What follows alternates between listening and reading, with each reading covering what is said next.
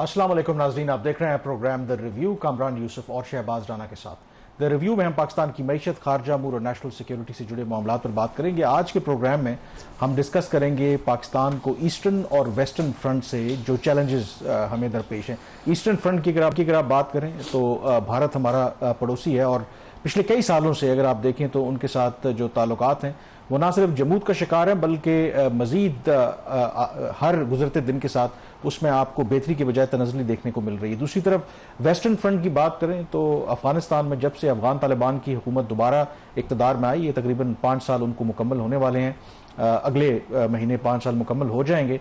और अफगानिस्तान के साथ भी ताल्लुकात मेरे ख्याल में जिस तेज़ी से अभी भी ख़राब हो रहे हैं उससे आप ये अंदाज़ा लगा सकते हैं कि दोनों फ्रंट्स के ऊपर हमें कितने गंभीर चैलेंजेस का सामना है। और हमारा जो तीसरा नेबर है ईरान, वहाँ वैसे ही ईरान और अमेरिका की जो जंग है उसके नतीजे में जो उसके मुज़मिरात हैं उनका भी हमें सामना करना पड़ा। लेकिन आज हम जो फोकस करेंगे वो ईस्टर्न और वेस्टर्न फ्रंट के ऊपर करेंगे कि ये पाकिस्तान के लिए कितना बड़ा चैलेंज है और पाकिस्तान को किस तरीके से इस जो डिफ़िकल्ट रिलेशनशिप है इसको नेविगेट करना है। टू बिगिन विद शहबाज, जो पाकिस्तान इंडिया की बात करें, पिछले कुछ अरसे में कुछ ऐसी डेवलपमेंट्स हुई थी कि शायद कोई ट्रैक 2 कहें या ट्रैक 1.5 कहें, कुछ मीटिंग्स जो हैं, एक मीटिंग इवन कोलंबो में भी हुई थी और उसके बाद शायद ये लगा कि मे भी थोड़ी बर्फ़ पिघल सकती है और भारत की जो हुकूमत उन्होंने एक हठधर्मी है उनकी कि पाकिस्तान के साथ बिल्कुल इंगेज नहीं करना, शायद थोड़ा वो रिविजिट करें। लेकिन उसके बाद हमने देखा कुछ ऐसी डेवलपमेंट्स हुई हैं जिससे आपको अंदाज़ा होता है कि बेहतरी का इम्कान बिल्कुल आपको नज़र नहीं आता। और एक डेवलपमेंट से मैं आगाज़ भी करना चाहूँगा कि हाल ही में सिपरी जो एक इंटरनेशनल थिंक टैंक है, ख़ास करके जो स्ट्रेटेजिक स्टेबिलिटी के हवाले से वो फोकस करते हैं, तो वो बड़ी उनकी एक अलार्मिंग रिपोर्ट है कि इंडिया जो है अपने जो अब न्यूक्लियर वॉर हेड्स है उनको वो डिप्लॉय कर रहा है, which is very concerning. Usually ये होता है कि आपके जो न्यूक्लियर वॉर हेड्स हैं और उसको आप अलग रखते हैं, डिप्लॉय नहीं करते, तो जिससे अंदाज़ा होता है कि इंडिया का इस वक्त माइंड सेट क्या है, वो किस तरफ जा रहे हैं। कामरान, जो आपने बात की न्यूक्लियर वॉर हेड्स की, क्या ये पोस्चरिंग की हद तक की है या उनका जो न्यूक्लियर डॉक्ट्राइन है वो चेंज हुआ है? क्योंकि समटाइम्स ऐसा होता है कि आपके कॉन्फ्लिक्ट टाइम के ऊपर या एंटिसिपेटेड कॉन्फ्लिक्ट एक हो सकता है जो इस वक्त सूरत हाल बॉर्डर्स के ऊपर है, जो स्टेटमेंट्स दोनों साइड पे आ भी रही हैं कि अभी भी सीज फायर है, अमन वाली बात नहीं है। जो मई 2025 से पहले वाली सूरत हाल, तो उस पर अभी भी दोनों ममालिक वापस नहीं गए। तो ये जो डेवलपमेंट है कि जो उन्होंने न्यूक्लियर वॉर हेड्स को पीस टाइम के अंदर जो है उन्होंने डिप्लॉय करना शुरू कर दी, ये क्या कोई पोस्टरिंग कर रहे हैं? इसके हवाले से कोई डिटेल्स हैं या उनका न्यूक्लियर डॉक्ट्राइन चेंज हो गया इसकी वजह से? देखिए, इसके हवाले से भारत की तरफ से तो वजाहत नहीं आई, लेकिन जो इंडिया का न्यूक्लियर डॉक्ट्रिन है वो नो फर्स्ट यूज़ वाला है कि यानी कि वो हम मतलब पब्लिकली मुझे कहते हैं कि हमारी नो फर्स्ट यूज़ पॉलिसी है। बट इस केस के अंदर ये अगर इन्होंने डिप्लॉय अगर वो कर रहे हैं तो डेफिनेटली ये एक उनका एग्रेसिव पोस्चर भी हो सकता है। दूसरा, क्योंकि जब तक इंडिया इसकी वजाहत नहीं करता, बट अगेन कहा यह जाता है कि जब आप अगर आपका कोई एडवर्सरी है, लेट्स से कि पाकिस्तान, तो कहते हैं कि आप अपने जो एनिमी है उसकी इंटेंशन पर नहीं जाते। मतलब अगर वो कहे कि पब्लिकली कि नहीं मैं आपके साथ अच्छे ताल्लुकात चाहता हूँ, आप अपने जो एडवर्सरी है उसकी कैपेसिटी और ऑन ग्राउंड जो प्रेपरेशन है उसको देखते हैं।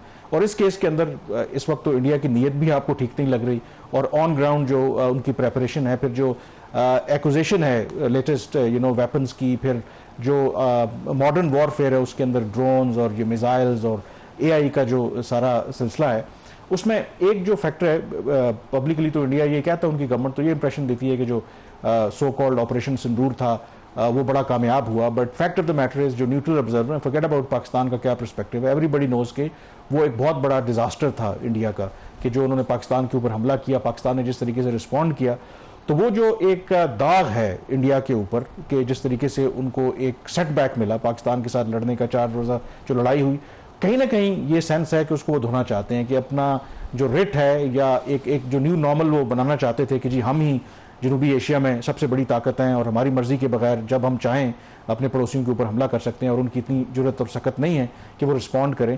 तो ये आई थिंक एक फैक्टर है, शायद इस एंगल से भी इसको देखा जा रहा है कि इंडिया कोई ना कोई किसी मौके की तलाश कर रहा है कि वो अपना एक जो स्कोर है पाकिस्तान से वो सेटल कर सके। कामरान, कभी कभी पुराने दाग धोते हुए नए दाग भी लग जाते हैं। अब दोनों न्यूक्लियर आर्म कंट्रीज हैं, इसमें दोनों ये रिस्क नहीं ले सकते कि न्यूक्लियर वेपन्स का जो इस्तेमाल हो और ये म्यूचुअली अश्योर्ड डिस्ट्रक्शन वाली फिर बात हो जाती है। बट इसके साथ ही जो बैक चैनल पे पीस एफर्ट्स हुई थी वो भी अब जिस आपने भी एक रेफर किया कि वो ट्रैक 2 वाला जो था कोलंबो के अंदर, तो वो आप क्या समझते हैं कि वो जो एक डायलॉग हुआ था, चाहे ट्रैक 2 ही था, उसमें दोनों ममालिक इंडिया और पाकिस्तान की उसमें इम्प्लिसिट एटलीस्ट कंसेंट जो है उसके बगैर ही मुमकिन हो सकता था?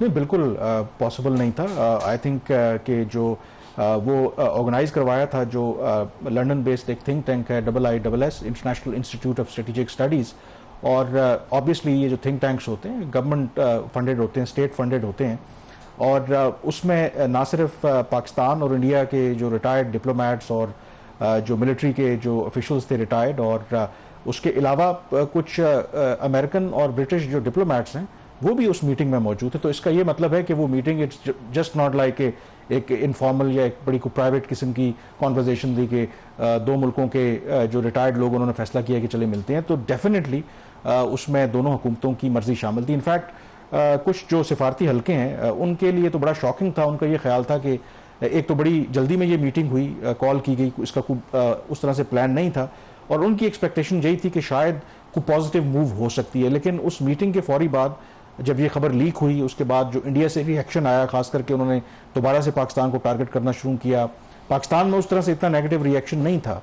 तो लेकिन जो मिलिट्री की तरफ से एक रिएक्शन उसके ऊपर आया वो तो इतना पॉजिटिव नहीं था ना? नहीं, हमारी मतलब पब्लिकली तो उन्होंने उस तरह से बात नहीं की। हमारा जो एक जो रिएक्शन था वो यही था कि जी इस तरह की मुलाकातें, मीटिंग्स प्राइवेटली होती रहती हैं, हम उसको ऑन नहीं कर रहे थे। बट ओवरऑल अगर आप इंडिया के मुकाबले में अगर आप देखें तो पाकिस्तान का जो रवैया है, यानी कि पाकिस्तान तो इनकार कभी भी नहीं करता कि हम बातचीत नहीं करना चाहते। सिर्फ पाकिस्तान कहता है अगर आपने बातचीत करनी है तो फिर बात करनी है तो बेस्ड ऑन डिग्निटी और जो इक्वालिटी है उसकी बेस के ऊपर, और फिर अगर आपके इश्यूज हैं तो हमारे इश्यूज भी हैं, उन कंसर्न्स को भी सामने रखना है। खास करके एक जो इशू है जिसके ऊपर कोशिश की जा रही है ब्रेक थ्रू या जो बैक चैनल के जरिए एक्सप्लोर करने की, वो इंडस वाटर्स ट्रीटी के हवाले से है। क्योंकि जो इंडिया का फैसला है यूनिलैटरल, उन्होंने उसको अबेयंस में रखा हुआ है। सारे जानते हैं इंडिया पब्लिकली जो मर्जी कहता रहे, उस पर उनकी इंटरनेशनल जो स्टैंडिंग है वो कोई अप्रूवल नहीं है। जो इवन आई थिंक जो कोर्ट ऑफ आर्बिट्रेशन है उनकी तरफ से भी जो वर्ल्ड बैंक मैंडेटेड जो अवार्ड वगैरह आया है उसमें उन्होंने पाकिस्तान के व्यू को इंडोर्स किया है कि कोई भी जो ना पाकिस्तान ना भारत इसको यूनिलैटरली उसको नहीं कर सकता। फिर हाल ही में जो इंडिया के एक साबिक फॉरेन सेक्रेटरी हैं श्याम सरन, उन्होंने एक आर्टिकल भी लिखा है जिसमें उन्होंने इंडिया की इस पॉलिसी को क्वेश्चन किया। उन्होंने कहा है कि अगर ये हम पॉलिसी अपनाते हैं बीइंग अपर रिपेरियन पाकिस्तान के केस में, अगर आप इंडस वाटर्स ट्रीटी ना भी हो तो इंटरनेशनल लॉ के तहत जो लोअर रिपेरियन है उसके एक राइट्स होते हैं, आप उनको डिनाई नहीं कर सकते, जो कि इस केस में इंडिया भी है। और इंडिया का चाइना के साथ उन्होंने यही आर्ग्यूमेंट किया है कि चाइना के साथ जो उनके कंसर्न्स हैं, ब्रह्मपुत्रा जो वहां से जो रिवर आता है तिब्बत वगैरह से, तो इंडिया को कंसर्न्स है कि वहां पे वो डैम वगैरह बना रहे हैं, उसके वाटर को वो डाइवर्ट कर सकते हैं। तो उन्होंने कहा कि अगर इंडिया ये वाला केस लेके जाएगा और एक तरफ वो कहते हैं पाकिस्तान का आप पानी रोकने की बात कर रहे हैं और दूसरी तरफ आप गिला कर रहे हैं चाइना से, तो ये दोनों पोजीशनें जो हैं वो आपस में रिकंसाइल नहीं करती। तो एक ये भी है कि इंडिया कहीं ना कहीं कोई निकलना चाहता है, कोई ऐसा रास्ता मिले। बट ऑब्वियसली इस वक्त जो सूरत हाल है, जो असेसमेंट है आई थिंक पाकिस्तान की भी, कि ओवरऑल तो आपको कोई पॉजिटिव पिक्चर नजर नहीं आती। कुछ सिग्नल्स आए थे लेकिन शायद वो वक्ती थे। जो भारत की हुकूमत है वहां पर जिस तरीके से उन्होंने पाकिस्तान के खिलाफ एक स्टांस लिया है और जिस पे वो चले गए हैं, अब अपनी पोजीशन को अपनी पुरानी पोजीशन पे कॉम्प्रोमाइज करना, ये मेरे ख्याल में उनके लिए इतना आसान नहीं है। एक और इशू भी जो हम डेफिनेटली अपने गेस्ट के साथ डिस्कस करेंगे, उसका भी कहीं ना कहीं इंडिया से भी लिंक है। एक ये भी वजह है कि पाकिस्तान के कंसर्न्स हैं कि अफगानिस्तान को इस्तेमाल करके भारत पाकिस्तान के अंदर जो डिस्टेबलाइजेशन कर रहा है, बलूचिस्तान में जो हालिया दहशतगर्दी के वाकयात हैं वो भी इसकी कड़ी है। इन दोनों मौज़ूआत के ऊपर हम माहिरीन की राय लेंगे, लेकिन इस ब्रेक के बाद। जी, ब्रेक के बाद एक दफ़ा फिर आपको खुशामदीद कहते हैं। पाकिस्तान को जो ईस्टर्न और वेस्टर्न फ्रंट से चैलेंजेस दरपेश हैं उस पर माहिराना राय लेने के लिए हमारे साथ इस वक्त मौजूद हैं ब्रिगेडियर रिटायर्ड मसूद अहमद खान साहब, दिफाई तज्ज़ियाकार हैं, और एम्बेसडर मंसूर अहमद खान साहब, ये सर्व कर चुके हैं पाकिस्तान बतौर एम्बेसडर पाकिस्तान के काबुल में, और ये इंडिया में भी अपनी जिम्मेदारी निभा चुके हैं बतौर पाकिस्तानी डिप्लोमेट। और मैं एम्बेसडर मंसूर साहब से ही गुफ्तगू का आगाज़ करना चाहूँगा। पहले मैं जो ईस्टर्न साइड से हमें चैलेंज दरपेश है, यानी कि इंडिया के साथ जो मुसलसल ताल्लुकात में आपको बेहतरी का तो कोई इम्कान नजर नहीं आ रहा, तनज़ुली की तरफ जा रहे हैं। बट मैं आगाज करना चाहूंगा, एक लेटेस्ट जो सिपरी की रिपोर्ट सामने आई है कि भारत को जाहिर है ये दुख तो है कि पिछले साल जो ऑपरेशन सिंदूर में उनको उस तरीके से कामयाबी नहीं मिली और जिस तरीके से पाकिस्तान ने रिस्पॉन्ड किया, तो सिपरी की रिपोर्ट के मुताबिक अब भारत जो है इवन पीस टाइम के दौरान जो अपने न्यूक्लियर वॉर हेड्स हैं उनको वो डिप्लॉय कर रहा है। तो इस डेवलपमेंट को आप कैसे देखते हैं एम्बेसडर मंसूर साहब? देखिए, जो मोदी गवर्नमेंट के आने के बाद जब 2014 में मोदी पावर में आए थे और बीजेपी और आरएसएस बैक ये गवर्नमेंट आई थी, तो इस गवर्नमेंट की और ये उनका तीसरा टेन्योर चल रहा है, इसमें मुस्तकिल उनकी पॉलिसी ये रही है कि पाकिस्तान को पहले तो आइसोलेट किया जाए इंटरनेशनली, और शुरू में उसमें इनको काफी कामयाबी भी नजर आई। 2016, 18, 20 में जो ये पाकिस्तान के खिलाफ चार्जशीट, फेक इल्जामात, एलिगेशंस लगाते रहे, उसमें इंटरनेशनल कम्युनिटी में थोड़ी बहुत पजीराई, काफी हद तक बल्कि पजीराई मिलती रही। लेकिन अब जब फाइनली गुज़िश्ता साल जब ये पहलगाम हुआ और उसके बाद पहलगाम पे उनका नैरेटिव तस्लीम नहीं किया गया, और उसके बाद पाकिस्तान और भारत के दरमियान जो मिलिट्री एस्केलेशन हुई और जो झड़पें हुई, और उस मिलिट्री एस्केलेशन के नतीजे में पाकिस्तान को जो वाज़ेह तौर पर कामयाबी मिलती हुई नजर आई, उसको भी दुनिया में रिकॉग्नाइज किया गया। तो उसके बाद से मोदी गवर्नमेंट ने अपनी इस लाइन को चेंज करने की बजाय कि पाकिस्तान के साथ किसी किस्म के ताल्लुकात या डायलॉग की तरफ आए, उन्होंने पाकिस्तान को वीकन करने के लिए जो दूसरे हरबे हैं वो इस्तेमाल करने शुरू किए हैं। एक तो पानी का, पहलगाम होते ही अगले 2 दिन के अंदर इंडस वाटर ट्रीटी को हेल्ड इन अबेस कर दिया था, सस्पेंड कर दिया था तमाम इंटरनेशनल लॉ और की नॉर्म्स के खिलाफ। फिर जो अफगानिस्तान या के साथ जो या पाकिस्तान अफगानिस्तान बॉर्डर के जरिए या बलूचिस्तान में या टीटीपी को जो सपोर्ट करने में जो इंडिया का किरदार रहा है, उसमें भी उन्होंने उसके बाद इजाफा किया काफी। और तीसरा फिर अब ये वो पाकिस्तान के ऊपर प्रेशर डालने के लिए, क्योंकि पाकिस्तान की भी एक के अंदर जो डेवलपमेंट्स हुई हैं रिसेंट मंथ्स में और वीक्स में, तो एक प्रेशर डालने के लिए उन्होंने एक स्ट्रेटेजिक फ्रंट पे एक ये मेजर लिया है। गो के इमीडिएट ऐसा कोई थ्रेट तो नहीं, और पाकिस्तान के अपना जो डेटरेंस है इसमें, वो न्यूक्लियर डेटरेंस वो बहुत स्ट्रॉन्ग है।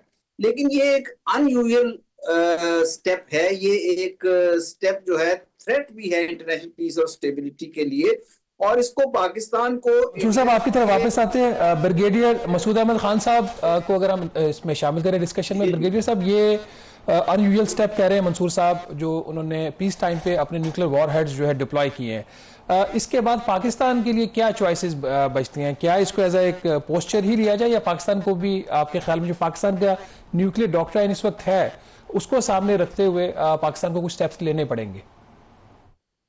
जी हाँ, बहुत शुक्रिया। देखिए, यकीनन एक सीरियस डेवलपमेंट है, और स्पेशली 3 सबमरीन्स तो ऑलरेडी इनके तैयार हैं, चौथी को भी likely next couple of years उन्होंने इंडक्ट करना है। सो इससे उनकी जो सेकंड स्ट्राइक कैपेबिलिटी है, वो एक कंसेप्ट है, वो एस्टेब्लिश कर दिया उन्होंने। और सेकंड, अब वो स्ट्रेटजी वर्कआउट कर रहे हैं, क्या अमेरिकन स्ट्रेटजी पे जाएं, क्योंकि इसमें दिस ए कंसेप्ट है कि उनको पीछे रखा जाए, और बैसन वाला कंसेप्ट है कि जो उसको प्रोटेक्टेड रखा जाए या आगे फॉरवर्ड रखा जाए। रशियन और यूएसए टेक्नोलॉजी की बात हो रही है। So but that is a serious threat as far as Pakistan is concern. Pakistan ने वैसे भी थ्रेशोल्ड की बात की है, और पाकिस्तान ने लास्ट कुछ हमने भी डिमॉन्स्ट्रेट किए थे हमारी कैपेबिलिटी, जो नेवी के जो हमारे नेवी के पास कैपेबिलिटीज है, और जो हमारे पास भी एक है कि हम इसको काउंटर कर सकते हैं। लेकिन जो थ्रेशोल्ड हमारा है, वो तो बड़े वाज़ेह तौर पे पाकिस्तान के पास क्लैरिटी है कि हमने थ्रेशोल्ड कब इस्तेमाल करना है। लेकिन ये है कि ये देखें एस्केलेशन है, और ये स्पेशली मैं समझता हूँ डोमेस्टिक कंजम्पशन के लिए भी बहुत ज्यादा इस पे रेट्रिक्स हमने देखा है। सुदर्शन चक्रा की बात भी मोदी साहब ने बात की, हमने उसको डेवलप करना है, एंड सो। लेकिन जब से मार्के हक और बुनियाद में मस्तूद सो-कॉल्ड ऑपरेशन सिंदूर के में जो इनके साथ हुआ है, उसके बाद से रेट्रिक, चाहे उनकी पॉलिटिकल लीडरशिप है, मिलिट्री लीडरशिप है, और इस तरह के हमने बयानात देखे हैं। लेकिन पाकिस्तान की जो लीडरशिप है, मेरे ख्याल में दे अंडरस्टैंड, उनको पता है, और जिस तरीके से हमने रिएक्ट किया है, चाहे पॉलिटिकल लीडरशिप है, मिलिट्री लीडरशिप है, हर इवेंचुअलिटी के लिए, हर जो स्ट्रेटेजिक डेवलपमेंट इंडिया में हो रही है उस पर बड़ी गहरी नजर है, और यकीनन पाकिस्तान इसके पास काउंटर के लिए हर मुमकिन वो ऑप्शंस मौजूद है। ब्रिगेडियर साहब, अगर मैं फॉलोअप करूं कामरान, ब्रिगेडियर साहब, ये जो न्यूक्लियर पोस्चरिंग हुई है इंडिया की तरफ से, क्या ये सिर्फ पाकिस्तान के लिए कंसर्निंग होना चाहिए या ये चाइना के लिए भी इशू होना चाहिए? मेरे ख्याल में देखे वो चाइना के सामने तो उनकी कोई हैसियत ही नहीं है। चाहे अगर आप देखें 1962 को देख ले जो उनके साथ हुआ, ऑक्युपाइड इंटायर अरुणाचल प्रदेश, नीचे तेजपुर तक आ गए थे, इवन कलकत्ता एट रिस्क पे था। So that was the situation थी। फिर हमने रिसेंटली देखा है गलवान में इनके साथ क्या हुआ, और जिस तरीके से 16 बार रेजिमेंट को जिस तरीके से उन्होंने किया, they are still occupying 2000 plus square kilometre of area, और इंडिया ने चू भी नहीं की। सो दैट इज द फिर क्वाड में का जो कंसेप्ट था कि चाइना के अगेंस्ट इनको यूज करना, तो उसमें भी ये फेल हुए हैं। So basically posturing is against Pakistan, Pakistan पर प्रेशर रखना चाहते हैं, और दैट्स वाई जो डेवलपमेंट जितनी भी हो रही है आप देख। जी, मैं एम्बेसडर मंसूर साहब से पूछना चाहूंगा कि आपने पहले हवाला दिया था पानी का, इंडस वाटर्स ट्रीटी की अगर आप बात करें तो उसको अब क्लियरली भारत एक वेपन के तौर पर इस्तेमाल करना चाहता है, बट इंडिया के अंदर भी इसको लेकर के बहुत ज्यादा तो नहीं, लेकिन इंडिया की इस पॉलिसी पर तनकीद हो रही है। मसलन उनके एक वेल नोन डिफेंस एनालिस्ट हैं परवीन साने, उन्होंने ये कहा कि इसमें चीन का भी स्टेक है। चीन के कई जो इंडिपेंडेंट एक्सपर्ट्स हैं वो भारत को वार्न भी कर रहे हैं कि आप उस तरीके से अपर रिपेरियन नहीं है, अपर रिपेरियन तो चाइना है, अगर आप पाकिस्तान को नुकसान पहुंचाएंगे तो फिर चाइना के पास भी ऑप्शन मौजूद है। तो जो परवीन साने हैं उनका ये कहना है कि ये जो इंडिया पाकिस्तान की पानी के ऊपर ये जो जंग है ये कन्वर्ट हो सकती है हॉट वॉर में, और अगर ऐसा होता है तो माजी के बरक्स चीन जो है उसमें इनडायरेक्टली नहीं बल्कि डायरेक्टली वो पार्ट लेगा। तो do you agree with this कि ये पानी वाला मामला इतना सीरियस है कि इसमें चीन बराह रास्त इन्वॉल्व हो सकता है? जी देखिए, पानी वाला मामला जो है ना ये बहुत सीरियस है, क्योंकि पानी पाकिस्तान के लिए लाइफलाइन है। पाकिस्तान के जो रिवर्स हैं ये इंडिया बीइंग अपर राइपेरियन वहीं से फ्लो करते हुए पाकिस्तान में दाखिल होते हैं, और इंडस वाटर ट्रीटी जिसको अब सस्पेंड हुए या हेल्ड इन अबेंस हुए 1 साल से ज्यादा का अरसा गुजर चुका है, और इंडिया ने इस पर किसी किस्म की मुफाहमत पे आने पर अभी तक राजी होने का इजहार नहीं किया। तो ये एक मामला फिक्रिया है, और पाकिस्तान जो है वैसे डिप्लोमेटिक प्रेशर बढ़ा रहा है, पाकिस्तान इंटरनेशनल कम्युनिटी के साथ अवेयरनेस भी रेज कर रहा है, पाकिस्तान इस इशू को रेज कर रहा है तमाम फोरम्स में, पाकिस्तान लीगल और पॉलिटिकल मय्यज या डिप्लोमेटिक मय्यज ले रहा है। लेकिन मेरे ख्याल इससे आगे बढ़ के पाकिस्तान को इस मामले में प्रेशर बढ़ाना होगा, क्योंकि अगर ये इस मामले पे कोई किसी किस्म की मुफाहमत ना हुई तो फिर पाकिस्तान को आइंदा के सालों में फ्यूचर जनरेशंस को पानी के मामले में काफी सीरियस नुकसानात का एहतमाल है। एक तो ऑप्शन आपने बताई चाइना और पाकिस्तान चूंकि एक स्ट्रेटेजिक पार्टनरशिप में हैं, और चाइना ने ये बसा औकात चाइना के एक्सपर्ट्स ने ये सिग्नल दिया है, ये इंडिकेशन की है कि वो बीइंग अपर राइपेरियन इंडिया को नुकसान पहुंचा सकते हैं। लेकिन इसके अलावा इंडिया के अंदर जो आपने मुख्तलिफ एक्सपर्ट्स की बात की, और मेरे भी मुलाकात कुछ वाटर एक्सपर्ट से, वाटर सेक्टर के लोगों से मुख्तलिफ इंटरनेशनल फोरम पे होती रहती है, वहां पे भी ख्याल है कि इंडिया की हुकूमत को पाकिस्तान के हुकूमत के साथ किसी किस्म की अंडरस्टैंडिंग पे आना चाहिए, ताकि ये देखने के लिए कि चले अगर ट्रीटी में कुछ अमेंडमेंट्स, कुछ चेंजेस की जरूरत है तो किस तरह से की जाए। ट्रीटी के अंदर प्रोविजन है कि वो चेंजेस की जा सकती हैं, चाहे वो इकोलॉजिकल या एनवायरमेंटल मेजर्स हों या वाटर के दीगर मामलात हों, लेकिन उसमें इंडिया के अंदर से भी ये आवाजें उठ रही हैं। और मेरा ख्याल है कि अगर पाकिस्तान ये कोशिश करे कि पाकिस्तान के जो स्ट्रेटेजिक पार्टनर्स हैं चाइना के अलावा, पाकिस्तान ने फॉर एग्जांपल इस वक्त अमेरिका के साथ बड़ी मदद की है यूएस और ईरान के सिलसिले में, गो के वहां मुश्किलात भी हैं कि वो अभी तक जंग किसी खात्मे की तरफ नहीं जा रही, लेकिन पाकिस्तान अपने तमाम जो लेवरेजेस यूज करते हुए इंडिया के ऊपर इस वक्त मैक्सिमम प्रेशर डालना चाहिए कि ये जो इंडिया बैनुल-अक़वामी लॉ की खिलाफ वर्जी कर रहा है ये किसी सूरत भी पाकिस्तान के लिए एक्सेप्टेबल नहीं है, और वाटर के मामले में हम किसी किस्म का कॉम्प्रोमाइज इस तरह से करने के लिए या किसी किस्म की सबमिशन के लिए तैयार नहीं होंगे। ब्रिगेडियर मसूद अहमद खान साहब, अभी जो बात कर रहे थे एम्बेसडर मंसूर, अब मसला यहाँ पे यह भारत तो कोई इंटरनेशनल जो भी उस वक्त फोरम्स हैं उनकी अगर वर्ल्ड बैंक की तरफ से भी कुछ वहां से ऑब्जर्वेशंस आई हैं तो उसको तो भारत जो है ऑनर करने के लिए ही तैयार नहीं है। तो एक साइड पे वो न्यूक्लियर पोस्चरिंग कर रहा है, दूसरी साइड पे उसने डिक्लेयर पाकिस्तान का पानी रोकने का ऐलान किया हुआ है, और फिर तीसरी साइड पे जो इंटरनेशनल इस किस्म की आर्बिट्रेशन की ऑप्शंस होती हैं उसको अगर भारत मानता नहीं है तो उसके बाद फिर पाकिस्तान के पास क्या चॉइसेस बच जाती हैं? अगर इस तरह के वाकयात होंगे तो जो इंटरनेशनल ऑर्डर है दैट विल कोलैप्स। अगर कोई भी उठ के कह सकता है हम इसको नहीं मानते हैं। जिस तरह आप देखें ना कि 9 साल लगे इंडस वाटर ट्रीटीज को डेवलप करने में और फाइनली साइन किया अयूब खान और नेहरू ने। सो उसमें वर्ल्ड बैंक स्पॉन्सर उसको कर रहा था। सब एक बड़ा इंपॉर्टेंट पेपर है। और देखिए फिर एक इंपॉर्टेंट चीज में before coming two options Pakistan में जो चाइना की आपने बात की है, देखिए चाइना कि हमने फॉरेन मिनिस्ट्री के स्टेटमेंट्स भी देखी है, विक्टर गाओ को भी सुना है। सो दे आर वेरी क्लियर। उन्होंने ये कहा कि दे आर क्लोजली वाचिंग जो हाइड्रोलॉजिकल जो स्टेबिलिटी इन साउथ एशिया है, उन्होंने कहा हमारा बड़ा कंसर्न है।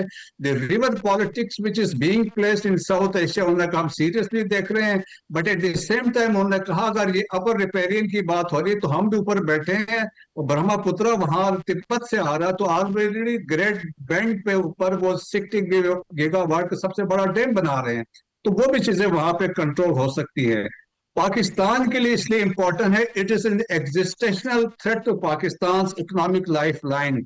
सो ये उस थ्रेशोल्ड पे आता है कि Pakistan can go to any extent कि इसको रोकने के लिए। देखें जब पाकिस्तान का पानी रिड्यूस किया जाएगा, डाइवर्ट किया जाएगा या स्टॉप किया जाएगा, that is an act of war. और उसमें पाकिस्तान की नेशनल सिक्योरिटी कमेटी को हमें याद है, probably it was April last year, जब उन्होंने कहा था कि इस पे कोई कंप्रोमाइज नहीं होगा और Pakistan can go to any action, that is the option.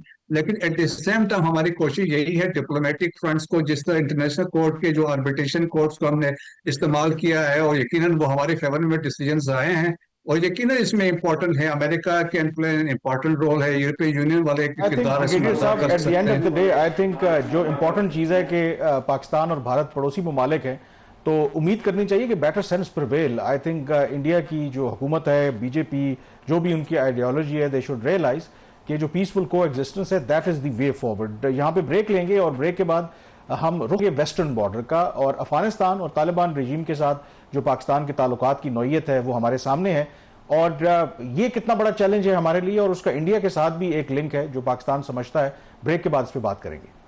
Ji, break के बाद एक दफा फिर आपको खुशामदीद कहते हैं। ब्रेक से पहले हम जिक्र कर रहे थे पाकिस्तान के लिए जो भारत एक बहुत बड़ा चैलेंज है, तो दूसरी तरफ अफगानिस्तान मेरे ख्याल में उससे भी अगर बराबर नहीं तो कहीं संगीन एक चैलेंज है। और अगले महीने मुकम्मल हो जाएंगे अफगान तालिबान को दोबारा इक़्तिदार में आए 5 साल। और अभी कुछ दिन पहले ही जब दफ्तर खारजा के तर्जुमान से सवाल हुआ कि क्या पाकिस्तान और अफगानिस्तान और तालिबान रजीम के दरमियान कोई बर्फ पिघली है, तो बड़ा एक्सप्लिसिटली उन्होंने जवाब दिया कि इस तरह की कोई बर्फ पिघली नहीं है और ताल्लुकात जूं के तूं हैं। और वजह उसकी ये है कि तालिबान रजीम जो है वो टीटीपी और बाकी दहशतगर्द ग्रुपों को लेकर के अपने रवैये में कोई तब्दीली नहीं ला रहा। एम्बेसडर मंसूर साहब, बिल्कुल मुझे याद है आप पाकिस्तान के एम्बेसडर थे जब ये अगस्त 2021 में तब्दीली वहां पर आई थी। 5 साल मुकम्मल होने को हैं। आपके लिए ये जो इस दौरान सारी डिटेरिएशन आई है पाकिस्तान और अफगानिस्तान के ताल्लुकात में, ये एक शौक है आपके लिए?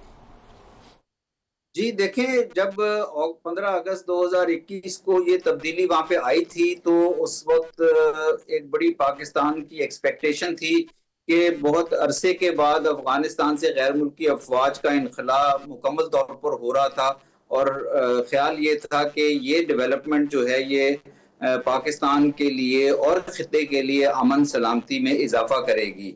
और चूंकि खदशात भी थे कि गैर मुल्की अफवाज के इनखला के बाद वहाँ कोई ऐसा वैक्यूम ना पैदा हो जाए जिससे कि, चूंकि अफगानिस्तान में टेररिस्ट ग्रुप्स बड़ी तादाद में पहले से मौजूद थे, टेररिस्ट ऑर्गेनाइजेशंस मौजूद थी, तो वो उनमें से बहुत से टेररिस्ट को इस टेक ओवर के दौरान रिलीज भी किया था, जेलें तोड़ी गई थी, तो ये खदशा भी था। और पाकिस्तान ने शुरू के ही दिनों में बहुत से मुज़ाकरात भी करने की कोशिश की अफगान तालिबान के साथ भी। एक आध राउंड उस वक्त जब मैं वहां पे था हमारे सिक्योरिटी ऑफिसर्स का टीटीपी के लोगों के साथ भी हुआ, ताकि इस खतरे को कंटेन करने की कोशिश की जाए। अब 5 साल गुजरने के बाद हमने देखा है कि क्रॉस बॉर्डर टेररिज्म का खतरा काफी हद तक मौजूद है। अफगान तालिबान ने अपना कंट्रोल इक़्तिदार पर अफगानिस्तान के ऊपर कायम किया हुआ है। और अब यहाँ पे गुज़िश्ता 1 साल से पाकिस्तान और अफगानिस्तान के दरमियान डिप्लोमेटिक चैनल्स भी बंद हैं, बॉर्डर भी बंद है, ट्रेड नहीं हो रही और फिर मिलिट्री कन्फ्रंटेशन भी हो चुकी है। तो मेरा ख्याल है दफ्तर खारजा के तर्जुमान ने जो बिल्कुल अभी करंट पोजीशन बताई है, और वो ठीक है कि पाकिस्तान और अफगानिस्तान के दरमियान अभी तक ब्रेकिंग ऑफ आइस नहीं हुई है। अब हमें जो ये देखना पड़ेगा कि ये यहाँ से आगे जो है एक बहुत ही हमें एक होलिस्टिक व्यू लेना पड़ेगा। हमें पता है कि अफगानिस्तान के प्रोविंसेस और साथ ही 2600 किलोमीटर का बॉर्डर, और फिर पाकिस्तान में केपी और बलूचिस्तान जो प्रोविंसेस हैं वो टीटीपी और बीएलए की टेररिज्म से अफेक्ट भी हो रहे हैं, और फिर इनका कुछ गठजोड़ भी डेवलप हो रहा है। तो मेरा ख्याल है हमें अब एक मिलिट्री कन्फ्रंटेशन और मिलिट्री जो एक्सक्लूसिव मिलिट्री अप्रोच थी उससे कुछ रिजल्ट्स जो गेन हुए हैं, कुछ प्रेशर जो जनरेट हुआ है, आगे मेरा ख्याल है हमें एक ये ब्रेकिंग ऑफ आइस की तरफ कोशिश करनी चाहिए। डायरेक्ट कॉन्टेक्ट के जरिए भी हो सकती है, और अगर डायरेक्ट कॉन्टेक्ट इस वक्त काम ना कर रहे हों तो मेरा ख्याल है चूंकि वहां पे भारत इन्वॉल्व है बहुत ज्यादा इस इशू को हवा देने में, तो हमें हमारे जो इंटरमीडिएरीज हैं, फैसिलिटेटर्स हैं लाइक चाइना या और कंट्रीज भी हैं जैसे टर्की है या सऊदी अरेबिया है या कतर है, इनके गुड ऑफिसेस को यूज करके किसी तरह से ये कोशिश होनी चाहिए, और अफगान तालिबान को भी मेरा ख्याल है ताउन की तरफ आना चाहिए, क्योंकि नुकसान दोनों ममालिक का हो रहा है और दोनों तरफ बसने वाले लोगों का हो रहा है। तो मेरा ख्याल है कि कोशिश यही होनी चाहिए किसी तरह राब्ते बहाल हों और काउंटर टेररिज्म कोऑपरेशन के लिए रास्ता। अभी जो एम्बेसडर मंसूर बात कर रहे थे वो इशारा कर रहे थे डिप्लोमेटिक सोल्यूशन की तरफ। उन्होंने कहा जो मिलिटरीली पाकिस्तान ने जो अचीव करना था उसको कंसोलिडेट करके अब आगे बढ़ना चाहिए। आपका इसके हवाले से क्या मौक़िफ़ है कि ये जो थर्ड पार्टीज के थ्रू, थर्ड कंट्रीज के थ्रू बात करने की भी उन्होंने एक हिंट किया है और उनकी तजवीज़ है, ये किस हद तक इसके लिए पाकिस्तान जो है वो ओपन है इस चीज़ के लिए? हमारी इस वक्त जो एस्टेब्लिशमेंट है, गवर्नमेंट है, क्या वो चाहेंगे कि कोई तीसरा मुल्क जो है वो पाकिस्तान और अफगानिस्तान के दरमियान मीडिएशन करवा और ये मसला हल हो? मेरा ख्याल में हम उससे निकल चुके हैं, उस रास्ते से निकल आए हैं। और अभी आप देखें ना कि एम्बेसडर साहब विल एंडोर्स मी। हमने यहाँ से उलमा भेजे, यहाँ से जरगे गए, यहाँ से एम्बेसडर सादिक गए और एम्बेसडर दुर्रानी के फ्रीक्वेंट विजिट देखें, आपके फॉरेन मिनिस्टर गए, आपके इंटीरियर मिनिस्टर गए, आपके डिफेंस मिनिस्टर गए, और इसके बाद हमने फिर रीजनल कंट्रीज को भी मौका दिया, चाइनीज एक दरमियान में एक्टिवेट हुए। और इसके अलावा आप देखें हमने दोहा में भी देखा, इस्तांबुल में भी देखा, आपने इनको रियाज में भी देखा, औरंगची में भी देखा। दे आर एडमेंट भाई, वो बिल्कुल आपको एक्सेप्ट ही नहीं करते हैं। और they Afghanistan and India two countries जो पाकिस्तान को as a independent sovereign state का भी एक्सेप्ट ही नहीं किया। सो दैट्स वाई आप देखें कि दे हेड पाकिस्तान। अनफॉर्चुनेटली मेरा बलोचिस्तान का भी बड़ा एक्सपीरियंस है और फिर मेरा इंटरेक्शन इनके साथ होता रहा है। तो अनफॉर्चुनेटली 1950 से आप लोग इंडोर्स करेंगे कि जब से फ्रेंडशिप की ट्रीटी हुई इंडिया और अफगानिस्तान की, उस दैट वाज द बिगिनिंग। सो 1947 के बाद आपके एडमिशन जो अफगानिस्तान में रोकी यूनाइटेड नेशन में, आपके कॉन्सुलेट एम्बेसी पे हमला हुआ काबुल में, आपके देखें कि पश्तूनिस्तान उन्होंने स्टार्ट की, लरो बरर उन्होंने स्टार्ट किया, पश्तून ज़ल्मी उन्होंने स्टार्ट किया, और इसके बाद आपके बाजोड़ पे हमला 60 में भी किया, 61 में भी हमले किए हैं, खाद के हमले हुए कराची पेशावर में, हयात शेरपाओ के असैसिनेशन में ये थी, बलूचिस्तान पीपल्स लिबरेशन फ्रंट इन्होंने बनाई। ये बात बिल्कुल आप ठीक कह रहे हैं, बिल्कुल आप बात ठीक कह रहे हैं। सवाल मेरा ये कि अल्टीमेटली सोल्यूशन क्या है? अगर वाकई तालिबान रजीम हमें एक्सेप्ट नहीं करता, और हमने रजीम इसीलिए टर्म कॉइन करते हैं कि कोई लेजिटिमेट गवर्नमेंट नहीं है, अगर कोई डिप्लोमेटिक सोल्यूशन नहीं है, तो क्या फिर हमें मोमेंटम बिल्ड करना चाहिए कि फिर ये जो रजीम है ये वहां पे हुकूमत की तब्दीली होनी चाहिए और एक रिप्रेजेंटेटिव गवर्नमेंट आनी चाहिए वहां पे? क्या वे फॉरवर्ड है फिर? बिल्कुल, एक तो ये बात सही है। मैं तो ये कहता हूँ कि पाकिस्तान ने ऑलरेडी ऑप्शंस दिए हुए हैं कि पाकिस्तान चाहता है एक वेरीफाइबल मैकेनिज्म वहां पे इन प्लेस होना चाहिए, क्रॉस बॉर्डर टेररिज्म नहीं होनी चाहिए, टेररिस्ट को हमारे हैंड ओवर कर दे और हाइड आउट्स वहां पे उसको डिसमेंटल कर दे। दैट इज वन थिंग कि इसके बगैर तो कोई चीज हो नहीं सकती है। और इसके अलावा आप देखें कि आप बाकी हम क्या इनसे बातचीत करेंगे, तो तैयार ही नहीं है। आपके साथ देखें, आपके यहाँ पे जितने हमले हो रहे हैं सारे तो अफगानी आ रहे हैं। 172 तश्कीलें लास्ट ईयर आ गई थी खैबर पख्तूनख्वा में, 4000 स्ट्रेंथ थी, 83 तश्कीलें गई हैं बलोचिस्तान में, अबाउट 400 उनकी स्ट्रेंथ थी। सो वो तो हर लिहाज से यहाँ से जनाजे आपके उठवा रहे हैं। इस्लामाबाद में जो हमले हुए हैं, जो रिसेंट कराची में हुआ है, तो हर तरफ है। इवन अभी आप देखेंगे जो ऑपरेशन शाबान हो रहा है, उसमें भी अभी चीजें एस्टेब्लिश होंगी, इसमें भी अफगानिस्तान का हाथ होगा। हम तो चाहते हैं, देखिए हमने तो सिंसेरिटी शो की है। हम थे जिन्होंने वेलकम किया जब अफगान तालिबान ने टेक ओवर किया। So they are not legitimate government. Doha accord की इम्प्लीमेंटेशन भी नहीं है, जिसमें दिल वाजे का स्कोप था कि इंक्लूसिव गवर्नमेंट हो। 58% पॉपुलेशन बाहर बैठी हुई है, 42% पश्तून है, वो भी एक जत्था है। Majority Pashtun are not with them, लेकिन वो स्टिल वहां पे आपने देखा हिरात में भी क्या हो रहा है। काबुल में अलग हुकूमत है, पॉलिटिकल लीडरशिप वहां है, कंधार में अलग बैठे हुए हैं। ह्यूमन राइट्स की कोई नहीं है। खवातीन को आप देख ले वहां पे, जो वहां पे उनकी हैसियत वहां पे है। सो सिचुएशन तो बहुत ज्यादा खराब है। So it is no up to the regime की वो क्या चाहते हैं। So Pakistan will not back Afghanistan. Mansoor Ahmed Khan साहब, पाकिस्तान ने मैक्सिमम जो उनके ऊपर एक प्रेशर फाइनेंशियल, डिप्लोमेटिक, मिलिटरीली वो उन्होंने डाल दिया अफगानिस्तान के ऊपर। इसके बावजूद भी वहां से किसी किस्म का भी वो एक कोई पॉजिटिव रिस्पांस वो वक्ती तौर पर तो आ जाता है। कभी किसी ने मेडिएशन की, थोड़े से अरसे के लिए वो चीज़ें रुक जाती हैं, फिर शुरू हो जाती हैं। इस वक्त बलूचिस्तान एक दफ़ा फिर बहुत ज़्यादा वहाँ पे एक हॉट एक इशू बन गया दोबारा खैबर पख्तूनख्वा के सामने। तो हमने सब कुछ ट्राई कर लिया जो हमारी एक बुक में हो सकता है, short of full scale war. तो ये इसके बाद फिर बात आगे कहाँ रुक जाती है? अगर हम 5 साल का एक उसका एनालिसिस करें, और you were there at that time, क्या स्ट्रेटेजिक पाकिस्तान से मिस कैलकुलेशन हुई कि हमने ये इन सारी चीज़ों पे गौर नहीं किया और रजीम को वहाँ पे इस्टेब्लिश करवाने में अपना किरदार अदा किया, और आज जो हम अपनी जो कीमत है वो हर तरह की हम कीमत अदा कर रहे हैं? नहीं, देखिए, रेजीम को वहां पे एस्टेब्लिश करवाने में पाकिस्तान ने कोई एक्सक्लूसिव किरदार नहीं अदा किया।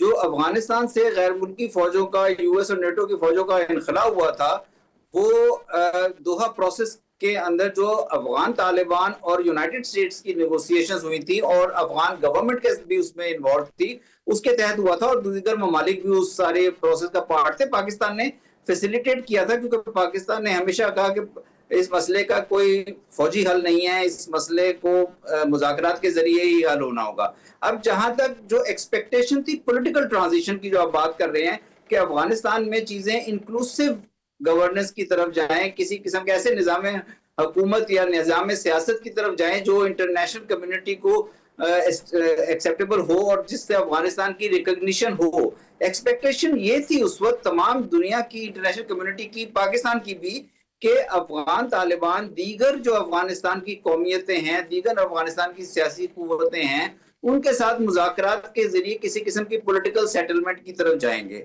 अब अगर वो वहां पे पॉलिटिकल सेटलमेंट नहीं हुई, अभी भी नहीं हुई, और सोवियत फौजों के इनखला के बाद भी नहीं हुई थी, उस वक्त भी वहां पे सिविल वॉर आ गई थी, अगर आपको याद हो, और फिर तालिबान का क़याम अमल में आया था। तो वो मेरा ख्याल है एक अफगानिस्तान का एक कोई दायमी किस्म का मसला है, वो उनका पॉलिटिकल इशू है। वहां पे चेंज किस तरह आती है, वो एक ऐसा मसला है जिसमें पाकिस्तान शायद कोई बहुत बड़ा किरदार अदा कर सके, या पाकिस्तान को करना चाहिए या नहीं करना चाहिए, ये एक डिबेट है। लेकिन पाकिस्तान और अफगानिस्तान के ताल्लुकात, पाकिस्तान अफगानिस्तान का बॉर्डर तो मौजूद रहेगा, और इस ताल्लुकात से दोनों साइड पे जो रहने वाले ममालिक हैं, इनके लोग हैं, इनका तो इंटरेक्शन रहेगा। अब जो मुज़ाकरात आपने कहा कि हम मुज़ाकरात की बहुत कोशिशें हुई, और ये बात सही है, मैं मानता हूँ बहुत ज्यादा कोशिशें की हैं, पाकिस्तान ने बहुत इसमें एफर्ट्स किए हैं, इनिशिएटिव्स लिए हैं। लेकिन अभी भी जो लास्ट इनिशिएटिव जो हो रहा था, उरुमची प्रोसेस जो है, उसमें फिर मेरा ख्याल है एक स्कोप मौजूद था और एक कोशिश थी कि उरुमची 2 की तरफ जाया जाए। तो मेरा ख्याल है हमें इनोवेटिव तरीके से सोचना होगा कि किस तरह दोनों ममालिक को, सिर्फ पाकिस्तान की जिम्मेदारी नहीं है, अफगान तालिबान की हुकूमत को भी सोचना होगा कि इस मुज़ाकरात को आगे लेके जाएं। बायलैटरली भी मेरा ख्याल है पाकिस्तान और अफगानिस्तान में दोनों में ऐसे लोग मौजूद हैं जो इस रिलेशनशिप को बहुत अच्छी तरह समझते हैं। वो भी एक बैक चैनल के जरिए अपना किरदार अदा कर सकते हैं to melt the ice between the two. और मेरा ख्याल है पॉलिटिकल चैनल्स को अपना किरदार नहीं भूलना चाहिए। पॉलिटिकल चैनल्स बहुत अहम किरदार अदा कर सकते हैं। बहरहाल ये पाकिस्तान अफगानिस्तान की रिलेशनशिप है। मंसूर अहमद खान साहब, वक्त क्योंकि हमारे पास कम है, बिल्कुल आई थिंक ये दोनों जो इंडिया के साथ ताल्लुकात हैं, अफगान के साथ ताल्लुकात हैं, बहुत बड़ा चैलेंज है।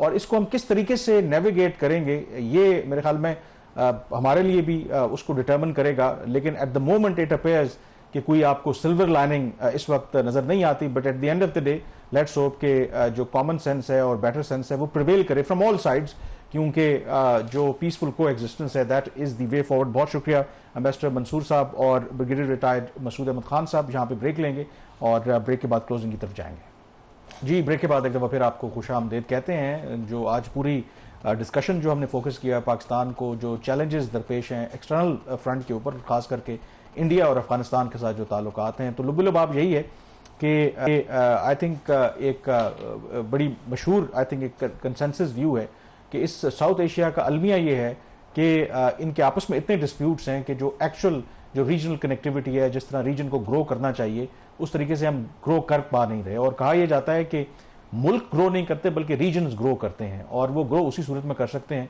जब इनके आपसी जो इख्तलाफात है वो पाकिस्तान इंडिया के हों, पाकिस्तान अफगानिस्तान के हों, इंडिया चाइना के हों, जब पीसफुल तरीके से ये हल होंगे।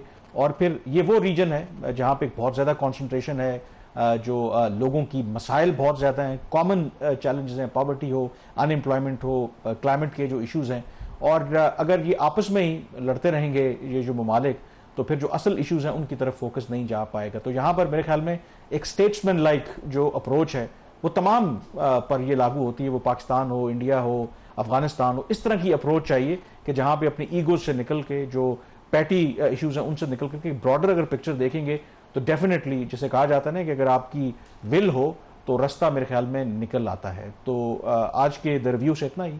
कामरान यूसुफ और शहबाज, आप इजाज़त दीजिए। अल्लाह हाफिज़।